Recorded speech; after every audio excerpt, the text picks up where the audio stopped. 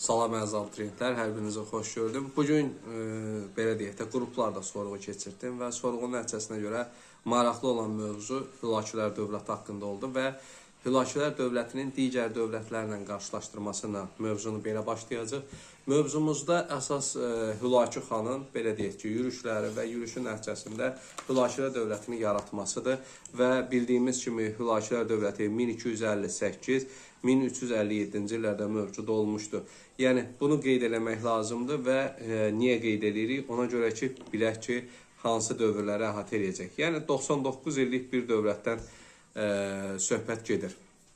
Əvvəla, Hülakülər dövlətinin yaranma prosesinə diqqət edək. Diqqət eləməli olduğumuz mövzuya baxarkən, burada bir şey aşkar edirik. 1256. Baxırıq ki, 1256-cı ildə Hülakü xan ərazini işğal elədi, tutdu, tabellik yaratdı, ancaq dövlət yaratmadı. Hülakü xanın uzaqgörən siyasəti nədən ibarət idi? Hülakü xan başa düşürdü ki, indiyənə kimi işğal etdiyi həmin ərazilərdəki yaşayan əhali bir neçə dəfə dövlətlərə tabi olmuş, imperiyaların tərkibində qalmışdı və ortada bir narazılıq var idi. Narazılıq nədən ibarət idi?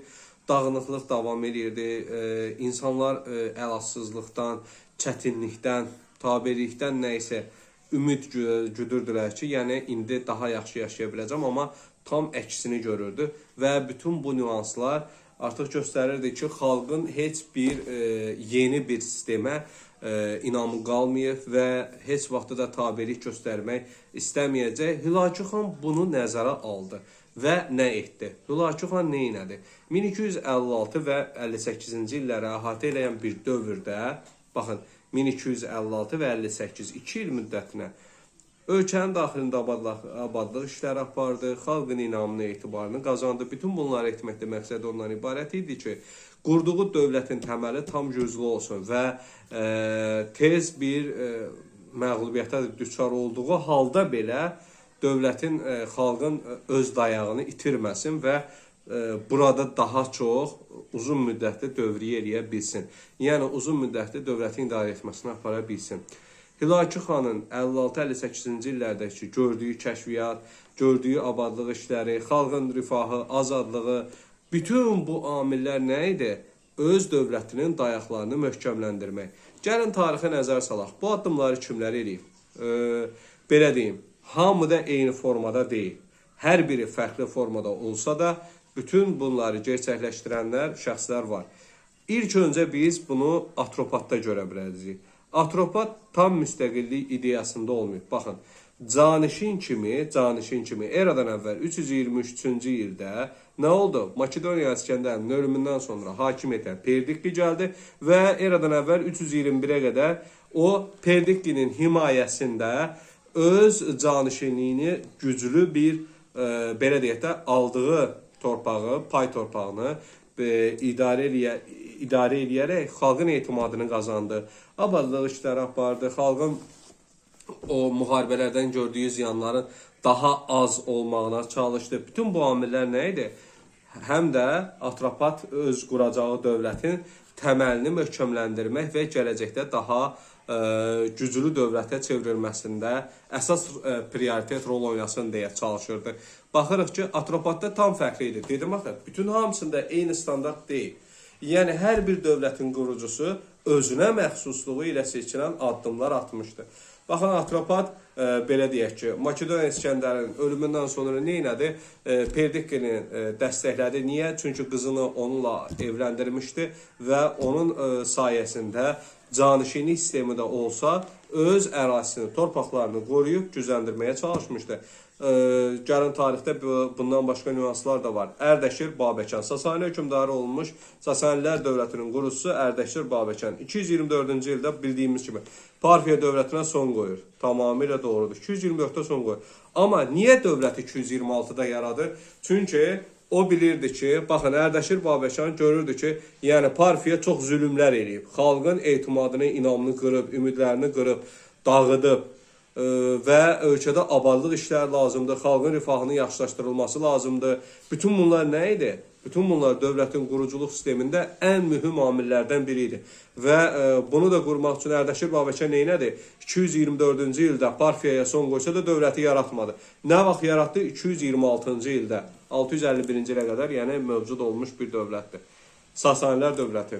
Və mənim bu izahımda məqsədim ondan ibarətdir ki, qarşılaşdırma eləyərkən sizlər də burada nəticələri görə biləsiniz. Yəni, bütün bu amilləri, bütün bu dövlətin yaranma formaları sizə də maraqlı olmalıdır. Niyə? Qarşılaşdırma eləyərkən siz də bundan bəhrələnə, yararlana bilərsiniz. Yəni, gördüyümüz kimi idarə etməni güclü formada etmişdir və nəticəsi tam fərqli olmuşdur. İndi gəlin sizə bir başqa nüansı qeyd edeyim. Dövlətin daxilində, baxın, öz yeni dövlətini qurmaq üçün çalışanlar da olub. Bunlardan biri kimdir? Tarixin məşhur fatihlərindən, tarixin məşhur sərkərdəsindən və şahlarından biri. Nadir Şah Əfşar. Bunu niyə belə qeyd edirəm? Baxırıq, Nadir Şah Əfşarın adına əsasən orduda, sərkərdə falan bu cür rast gəlməyimizi qoyuruq kənara. Bizə lazım olan Nadir Şahın çox Nadir xan olduğu dövrdə çox güclü siyasi rejimə sahib olmalı və söz sahibi olmalı idi. Bunu Səfəvlərdə o nə vaxt bacardı? 1732-ci ildə 2-ci İsmailin hakimiyyətdən uzaqlaşması ilə buna nail oldu. 36-cı ilə qədər ölkəni Səfəvi şahı 3-cü Abbası elan elədi və özünü onun qəyyumu kimi qələmə verdi və dövləti idarə elədi. Baxın, bu formada da öz gələcək dövlətini qurmaq üçün addım atanlar olub. Yəni, tarixdə hər bir mərhələdə baxırıq, burada canişinliyini də gördük, işğal eləyib dağıtdığını da gördük, hər birini. Məsəl üçün, işğal eləyib dağıtmaq həm Ərdəşir Babəkana, həm də Hülakü xana ortaq cəhətdir. Niyə? Çünki hər ikisi dövlətə son qoyub, yəni ərazini ələ keçirib, işğal eləyib. Məsələn, Hülakülər 1256-cı ildə istədikləri bütün Azərbaycan torpaqlarını da öz əllərinə aldılar. Ərdəşir Babəkən də həmçinin 224-cü ildə Parfiyadan torpaqları aldı və Sasanilər dövlətinin tərkibini qurdu, ancaq dövləti neynədi? Yaratmadı. Fərqli formada da olsa, gələcək üçün dövlət quranlar xarakterləri dəyişiblər. Nadir xan məsəl üçün 32-36-cı illərdə qəyyum kimi idarəçilik elədi və sonda nə addım atdı? Dövlət yaratdı. Yəni, Əfşarlar imperiyasını qurdu 1736-1747-ci illərdə. Uzun ömürlü olmadı, çünki özündən sonra layiqli vəlihəti, yəni vərəsəsi olmadığı üçün, belə deyim, Nadir xan Əfşarın imperiyası da çox uzun müddət davam edə bilmədi. Yəni, bu tarixdə gördüyümüz bütün bu sistemlər, bütün bu idarə etmə formaları hər biri fərqli formadadır. Qəyyum kimi idarə etmə forması Hülakülərdə biz görəcəyik. Kimdə? Çobani əmirlərində. Baxın, Hülakü xanı, yəni həmin dövrə düşmür. Hülakü xandan sonra bir nüans proseslər davam edir və sonradan artıq nə olur? Çobani əmirlərinin artıq dövrünə qədəm qoyacaq və orada idarə etmə formasının dəyişikliyi, idarə etmədə baş verən bütün nüansların fərqlənməsi, bütün bunlar nə idi? Bizim üçün, belə deyək də, gələcək üçün, mövzu üçün çox dəyərli faktlar idi. Və Hülakü xan 1258-ci ildə bildirdiyimiz kimi Hülakülər dövlətinin əsasını qoydu. Tarixdə Elxanilər dövləti kimi də iz qoymuşdu. Baxırıq nəyə? Mən sizə kitabın mövzusunu sizin üçün mövzu şəklində qarşılaşdırma ilə izah eləyəcəm və nəticəni siz özünüz dərsin özündən çıxartmağa çalışmalısınız. Baxın, Elxanilər neynədir? Dövlətin bütün siyasi iqtisadi amillərindən, sosial amillərdən istifadə eləməyə çalışdı. Hülakü xan bunları eləməkdə nə idi məqsədi? Bunları eləyirdi ki, həm özünə dayağını güclü olsun, həm də gələcək dövləti uzun ömürlü dövlət olsun. Baxın, Elxanilər dövlətinin paytaxtı deyəndə, paytaxt olaraq Marağa, Təbriz, Sultaniyə, yenidən Təbriz. Aha, deməli, prioritet, əsas məsələmiz mərkəzi nə olub? Təbriz şəhəri götürəcək. Yəni, bu Təbrizin anlamında bunu yadda saxlamaq bizim üçün vacibdir. Sonra neynədir? Azərbaycanı 2 yerə böldü. Yaylaq və qışlağa. Hal-hazırda əvvəllər biz işğalda olan torpaqlarımız deyirdik, amma hal-hazırda 2020-ci ildən bəri noyabr ayından etibarən Azərbaycanın Qarabağ bölgəsi azad olunmuş torpaqdır və bütün şəhidlərimizə Allahdan rəhmət diləyirik. Yerdə qalan qazi veteranlara, əskərlərimizə uzun ömür, can sağlığı arzu edirik. Çünki bizim birliyimiz gələcəyimizdir. Bunu həmişə unutmadan gələcəyə ötürmək bizim borcumuzdur. Və bu gün Azad Qarabağ həmin Elxanilərin yaylağı olmuşdur. Və bundan əlavə qışlağımız isə Muğan və Aran zonası. İstilik, yəni mərkəzi istiliyi götürün, istilik zonalarından götürün, həmişə cənub zonasına doğru meyillənin ki, orada daha rahat ərazilərlə qışlağı götürə bilərsiniz. Daha mülayim havanın keçməsi etibarı ilə. Və gördük ki, Azərbaycanda burada artıq Hülakülər dövründə oturuşmuş dövlət yox, mərkəzləşdirilmiş prinsipial dövlət yaratmaq istəyirdilər. Və ilk dəfə, baxın, Hülakülərə kim yürüş edib? Qızıl Ordu. Qızıl Ordu dövləti, gəlin belə baxaq. Tarixdən bildiyimiz məsələlərlə izah eləyək. Tarixdə göstərilir ki, Qızıl Ordu dövləti 1234. Bunu bu cür qəbul edirik və 1256-da da biz neynəmişik? Hülakülərin işğaldan sonra ərazidə bərpa işləri. Hülakülər niyə tam dövləti yaratmadı? Baxın, tək abadlıq işlərindən götürməyir. Həm də Qızıl Ordu təhlükəsi var idi. Və onların spesifik işləri nədən ibarət idi? Onlara nəzarət eləmək və onların dövrünü əhatə eləmək idi. Bəzi dərsliklərdə Qızıl Ordu dövlətinin tam fərqli formada izahını verirlər. 1234-cü ili niyə qeyd edirəm? Bəzən olur, kitablarda görürük ki, qurultayları 1235-ci ilə verir. Ancaq başlanğıcı 1234 götürmək lazımdır. Niyəsini indi izah edeyim. Kitablarda oxuyarkən biz yürüşlərə fikir veririk ki, xəritədə yürüşlər verilir və yürüşlərin əhatə dairəsi genişlənməyə doğru. Yəni başlanğıcdan irəliyə doğru gedir. Və deyir ki, 1235-də qurultay keçirildi. Yaxşı, əgər 35-ci ildə qurultayın keçirilməsi qərarı alındısa, bunun əvvəlki addımı olmalıdır. Yəni, əvvəlki addımı olmadan birdən-birə necə qurultay təşkil oluna bilər? Ben sizə bir qurultaydan misal gətirəcəm. Nədən? Nadir xandan misal gətirəm. Misal üçün, biz bilirik ki, 1736-cı ildə Səfəvilər dövlətinə son qoydu Nadir. Suqovuşan qurultayı ilə, belə götürək. Orada neynədir? Əfşarlar imperiyasını yaratdı. Hamı elə bilir ki, bir saniyənin içində oldu. Amma fakt, bunun hazırlıq mərhələsi nə vaxtdan başladı? 32-ci ildə qəyyumluqdan, yəni 3-cü Şah Abbasın qəyyumu olarkən artıq gələcəyə doğru planlama gedirdi. Qurultay etmək çox böyük bir işdir. Və burada da, məsələn, 35-ci il qurultayı deyirsə, həmişə bir il əvvələ getmək lazımdır ki, yəni bu artıq bir sərkərdə kimi, formal sərkərdə kimi baxır ki, müxtəlif istədiyi yerləri, əraziləri ələ keçirə bilmir və istədiyi nəticələri görmür. Ona görə də neyniyir? 34-cü ildən artıq sərkərdə kimi ayrılmağa başlayır. Baxın, 35-ci ildə qurultayı eləyir və belə deyim, 34-cü ildə artıq dövlətin quruculuq işləri başlayır. Yəni buna diqqət eləmək lazım idi. Bu adamın niyyəti artıq ələ keçirməli olduğu ərazilər idi və ona düşən paylar idi. Və bunları belə deyək də, Monqollardan ala bilmədiyi üçün, yəni böyük Monqol dövlətindən, bunun istəklərindən nail ola bilmədiyi üçün, o deyir, geri qayıdıb şah olmaq istədi, amma olmadı deyə çatdıra bilmədi və neynədir? Özünü artıq müstəqil siyasət yeritməyə başlamağını bəyan edirlər. Ancaq bu proseslər çox əvvəldən başlayıb əslində.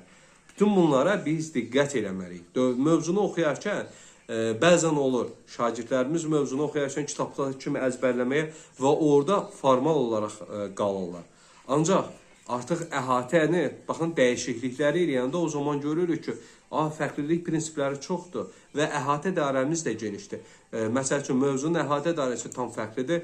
Şagirdlərimizin öyrənmək istədikləri mövzunun dairəsi tam fərqlidir. Bütün bunları analiz edib ortaqlığa gətirmək və daha yaxşı mənimsəmək bizim üçün vacib amillərdən biridir.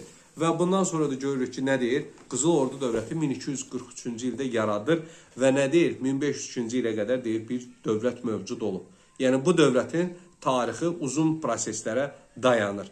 Yaranma prosesi sadə bir mərhələ deyil. Keçmiş üçün çox çətin mərhələdir. Baxın, hətta 1243-cü ildə yarananda deyir ki, müəyyən mənada nə olmuşdu? Hələ Monqol dövlətindən asılıqları davam eləyirdi. Tam müstəqil dövlət kimi status qazana bilməmişdi. Müəyyən vaxt aparır hər bir amil. Və ona görə də baxırıq. Belə deyim, Hülaki dövlətini izah eləyərkən biz əsas nəyə fikir verməliyik?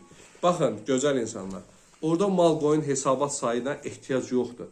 Bizə lazım olan dövrün addım atan sərkərdələrdir. Məsəl üçün, Hülaki xanı oxudu, dövləti yaratdı. Qazan xanı oxuyacaq 1295-dən 1304-ə kimi bu adamın hakimiyyət illəri var və belə deyim, qısa müddətə ən böyük işlər görmüş bir şəxsdir. Bunu niyə belə qəbul edirik? Dövlətin güclənməsi üçün hər cür islahat keçirilmişdir. Bütün islahatların başında Qazan xan dayanırdı. Baxın, Hülaki xandan sonra hakimiyyətə gələn hökmdarı heç belə deyim də geniş əhatədə izah etmirik. Amma kimi izah edirik? Qazan xanı. Niyə? Qazan xan bütün belə deyək ki, şeylərə fikir vermişdi. Adi torpağın paylanmasından tut, vergilərin verilməsinə, yığılmasına, bütün hər birinə aiddə, yəni yeniliklər, torpaq islahatı eləyib, vergi islahatı eləyib, yeni vergilər təyin edib, bəzilərini ləğv edib, yeni mülkiyyət forması yaradıb, bəzilərini ləğv edib, bütün hamısını neyniyib? Bütün hamısına nəzarət edib. Məmurların artıq öz ciblərini güdməsinin qabağını alır. Bütün bunlar hamısı nə idi? Dövlətin gücləndirilmə tədbirləri idi. Bütün bunları ona görə eləmişdi. Ölkədə dini islahatları keçirtmişdi. Hətta o deyir, öz türklüyü qəbul, İslamı qəbul eləmişdi və bununla da neynəmişdi? Artıq müsəlmanlıq davam eləyirdi və adını da Mahmud qoyur. Bütün bunların hamısı siyasət idi. Rabitə var, ticarət var. Hər birinin inkişafı nə idi? Dövlətin strukturuydu. Bütün bunları öyrənmək, mövzunu öyrənmək üçün bütün bu islahatların mənbəyinə fikir vermək lazım idi ki, yəni bu adam həmin dövrdə niyə bu cür ayrımlara getdi? Ona görə ki, dövləti gücləndirməyə çalışırdı. Baxın, deyirik, məsəl üçün digər bir dövlətdən danışarkən, görürük də Qızıl Ordu dövləti neynir? Asılılığını davam edir. Ancaq Qazan xan istəmirdi ki, Monqol ulusundan asılığı olsun və asılıq olanda geriyə getmə ehtimalları çox yüksəkdir. Ona görə də neynədir? Artıq yeni islahatlar, yeni əhatələr elədi ki, dövlət inkişaf eləsin, gələcəyə doğru. Bax, rabitənin olmağı nəyə vacib idi? Məlumatların daha tez ötürülməsinə. Əsas müharibə şəraitində bu çox vacib bir amil idi. Bax, diqqətli olmaq lazımdır. Rabitəni elə belə yerdən keçirmədi. Dini islahatı niyə keçirdi? Monqol ulusundan ayrılıqlığı elan eləmək üçün. Baxın, siz fikirləşirsiniz ki, məsəl üçün də dini islahat keçirdi. Hə, dini islahatı niyə keçirdi? Kitabda bu cümlə yazılıb bəs eləyir. Amma özümüz bir dənə idrak eləyək. Monqollardan ayrılmaq üçün, tamamilə Monqollardan ayrılmaq üçün bunu elədi. Yəni, dini islahatda niyə bir başqa dini seçdi? Niyə gələcəyə fikirləşdi? Yerli xalqın, məsəl üçün də türk xalqı idi. Və bilirdi ki, bunlar İslamı qəbul edib. O zaman nə etmək lazım idi? Türklərin yolu ilə getmək lazım idi. Başqa dövləti qura bilərsən, ancaq bu ərazidə davam eləmək istəyirsənsə, o zaman yerli xalqın eyni yolu getməlisən. Deyir, ya yerli xalqı məhv eləməlisən, ya ondan eyni yolu getməlisən. Baxdı ki, xalqı məhv eləmək vaxt aparır, çətindir. Ona görə də neynədir? Yerli xalqın eyni yolu getməyi seçdi. Baxın, dini islahatı oxuyarkən filan kəsləri ləğv elədi, filan şeyləri ortaya çıxartdı deyə əzbərləyirik. Amma düşünmədən əzbərləyirik ki, bunları etməkdə məqsəd nə idi? Rabitə məlumat ötürmək idi. Ticarətin inkişafı nəyə lazım idi? Monqollarda belə bir şey var idi. Hər halda bilirsiniz. Ticarətdə nə var idi? Tacirlər xarici ölkəyə gedirdi və məlumat toplayırdı. Ticarətdən kəşfiyyat üçün istifadə edirdi.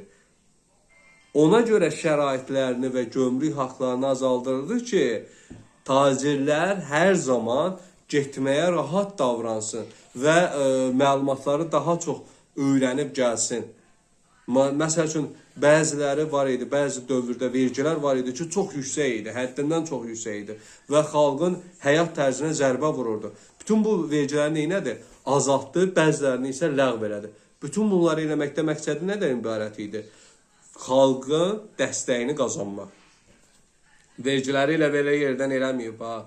Yəni, fikir verdiniz, vergiləri etmək məqsədi var idi.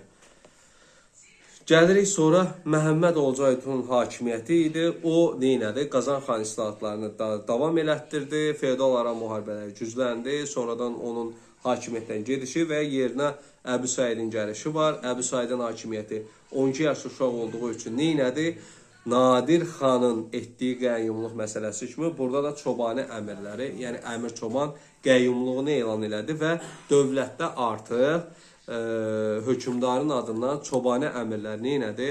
Hülakilər, yəni Elxanilər dövlətini idarə etməyə başladı və müxtəlif proseslər bu dövrdə baş verdi.